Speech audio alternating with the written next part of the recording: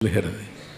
ரோமர் 8:31 தேவன் நமது பட்சத்தில் இருந்தால் நமக்கு விரோதமாய் இருப்பவன் யார்?